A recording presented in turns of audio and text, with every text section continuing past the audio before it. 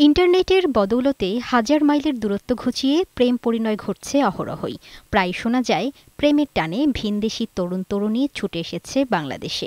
এবার এমনই এক ঘটনা ঘটেছে সাভারে। কোরিয়ার একটি সামাজিক যোগাযোগ মাধ্যমে পরিচয়, তারপর প্রেম হয় দুজনের। ৪ মাস ধরে চলে তাদের মন দেয়া নেয়া। সেই প্রেমের টানে ১ নভেম্বরে সুদূর দক্ষিণ কোরিয়া থেকে প্রেমিক জে মিংঘি চলে আসে বাংলাদেশে। প্রেমিকা সাভার সরকারি কলেজের শিক্ষার্থী রেজভি আক্তার সুমাইয়া। তাকে বিয়ে করার জন্য ধর্মান্তরিত হয় জে মিংঘি। ইসলাম ধর্ম গ্রহণের পর নাম রাখা হয় আরফান ইসলাম। এরপরই দুই পরিবারের সম্মতিতে বিয়ের আয়োজন করা হয়। শুক্রবার সাভারে রাজকীয় আয়োজনে বিয়ে হয় তাদের।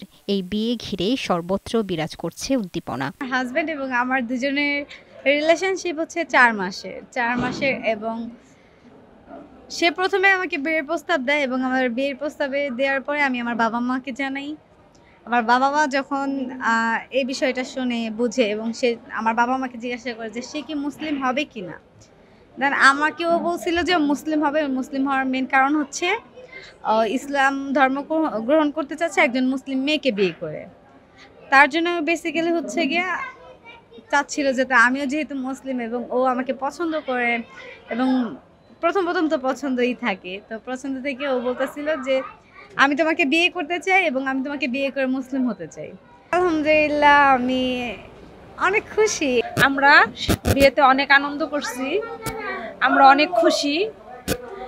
মানে ও এখন সুখে থাকুক, শান্তি থাকুক। ছেড়ে বাঙালি মেয়েকে বিয়ে করছে, মুসলমান হয়েছে, খুবই ভালো লাগতেছে আমাদের কাছে।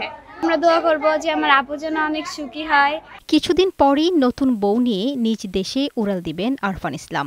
মেয়ে জামাইকে পেয়ে খুশি সুমাইয়ার বাবা। কোরিয়ান ছেলের সাথে ওদের একটা সম্পর্ক হয়। সম্পর্ক হওয়ার পরে আমি ওদের মানে বিবাহ দিয়ে দেই।